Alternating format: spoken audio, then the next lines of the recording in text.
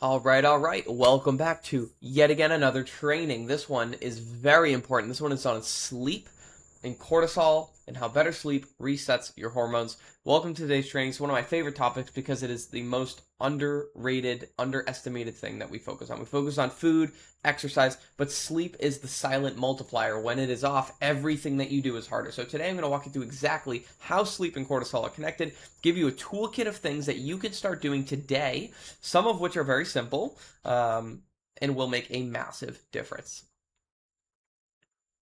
Okay. So, sleep and cortisol, they run together, right? So here's the simple version. When cortisol and melatonin, these things are on what is like a seesaw, you can imagine, right? So when one is up, cortisol, melatonin is down, right? They're supposed to naturally trade places based on light and darkness.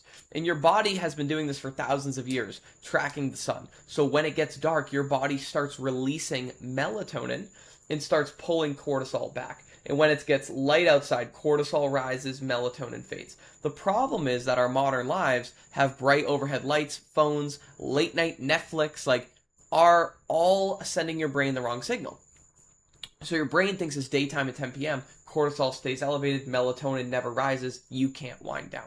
And then there's your blood sugar. This is a big one. So if you haven't eaten enough fiber or complex carbs in the evening, your blood sugar can dip in the middle of the night, and that can cause cortisol to come up like a rescue hormone to kind of bring that back, that blood sugar back up.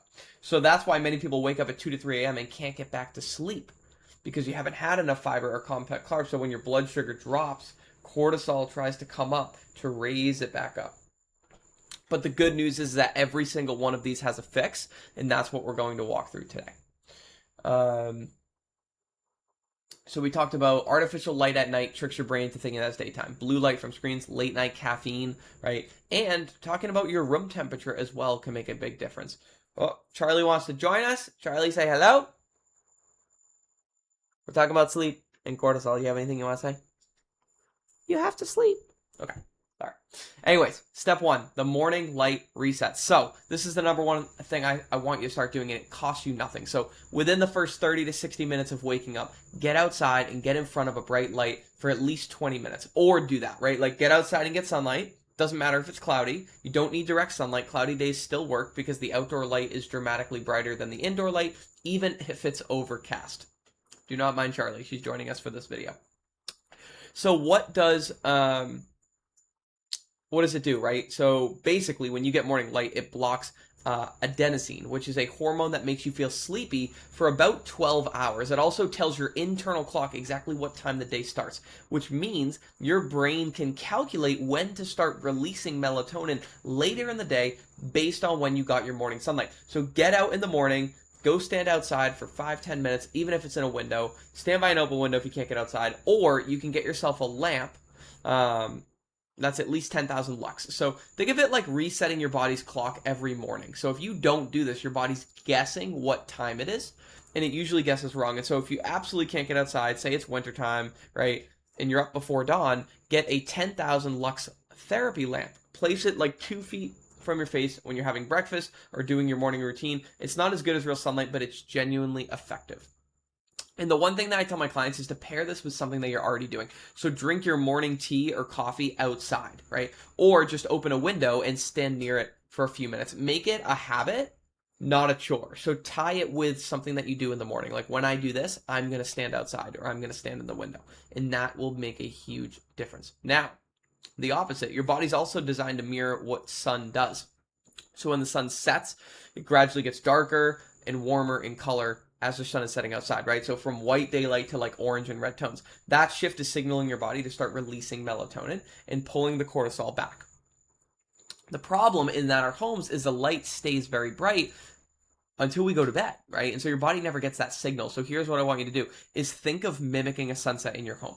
So 4 hours before bed, turn off all overhead lights. This is the biggest change. Overhead fluorescents, LEDs, like they're all spiking your cortisol. So switch to floor lamps, table lamps, and I do this. So I have like a lamp in my room. I have a lamp in my game room that we like hang out in. So I turn all the lights off except for one lamp in the kitchen, the one in our bedroom, and like one in the game room.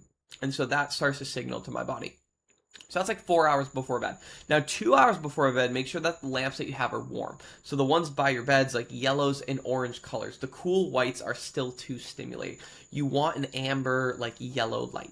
And then an hour before bed, you put your phones into night mode. So reduce the brightness down. The blue light, you can turn it off completely or most of the way so your phone looks kind of red.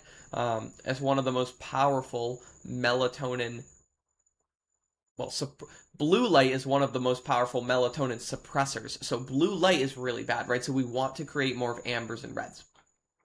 Or even better, put your phone away. Me and my wife put our phones away at night now. We literally keep our phones away.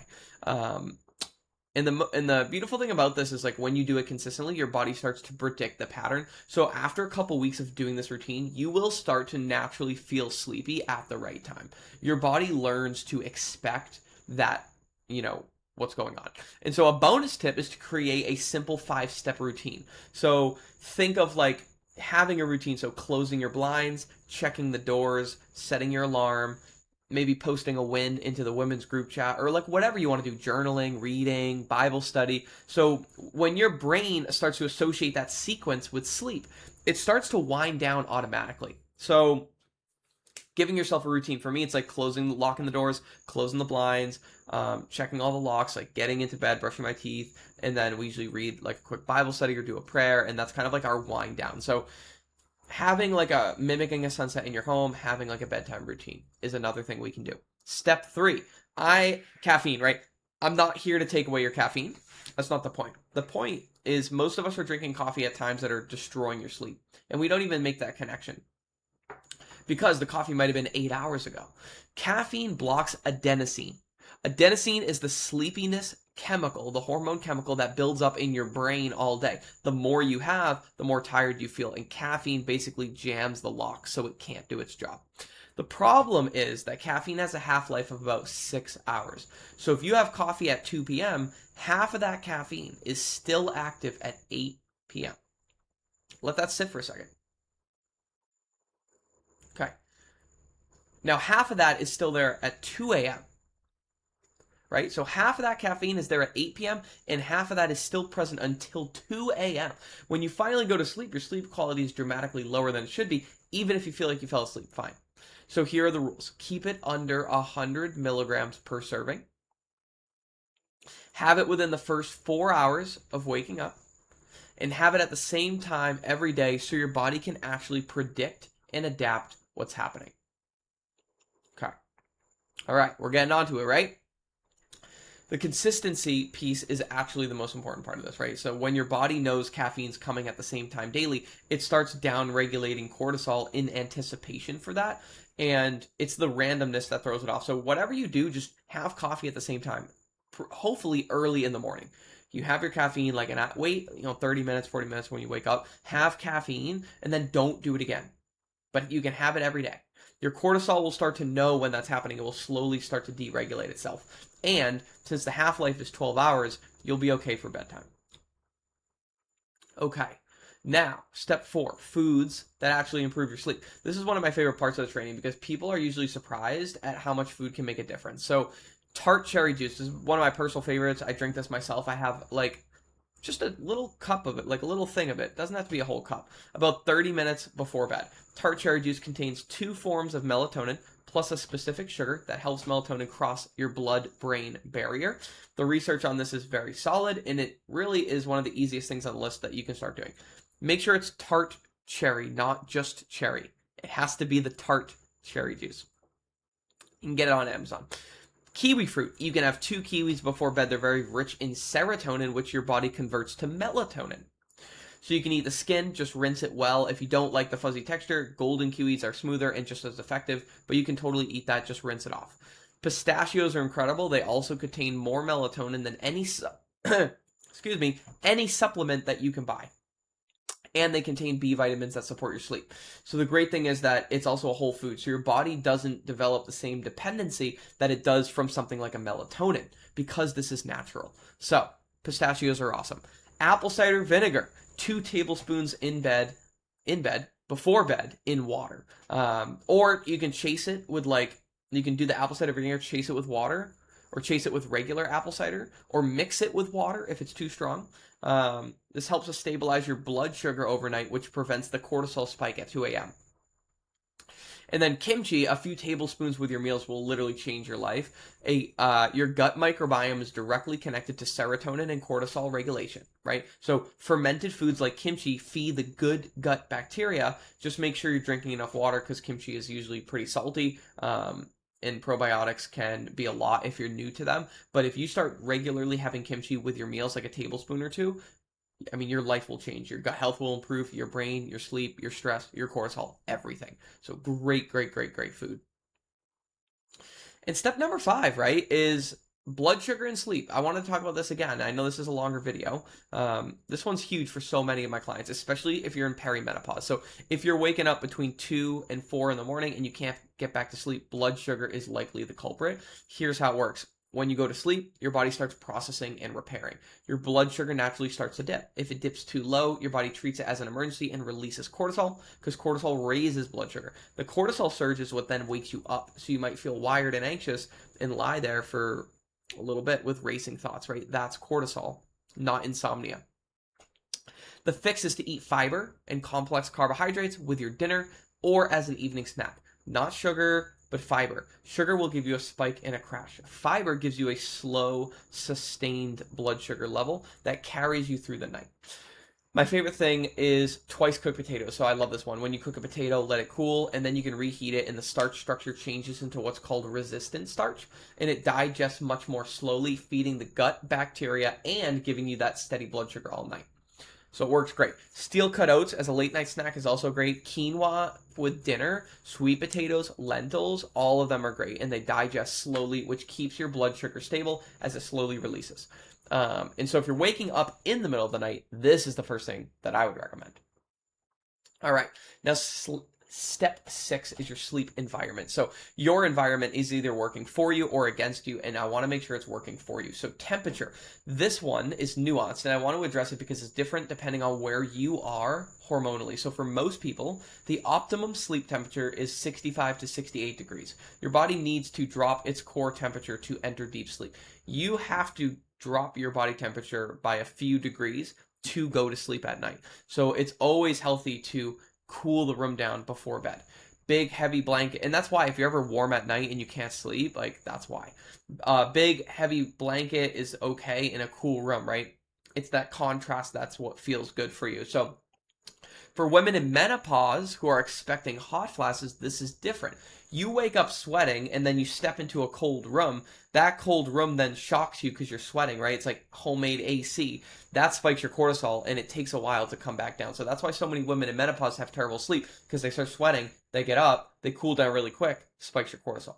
So the best solution that I found is a mattress pad or a topper that you can actually set to a specific temperature. So if you're seriously struggling with this, like you will and should want to look into getting a mattress topper that you can set the temperature so it's cooler for hot flashes and warmer after.